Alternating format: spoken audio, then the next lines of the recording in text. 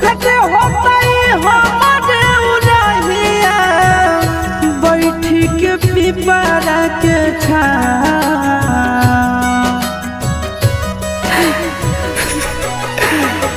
देखते होता हमारे उड़हिया बैठी के पिपरा के रुक रुक रुक अरे टरेनिया रुक रुक रुक रे टरेनिया ले ले चल जनुआ के गाँव रुक रुक रुक रे टरेनिया।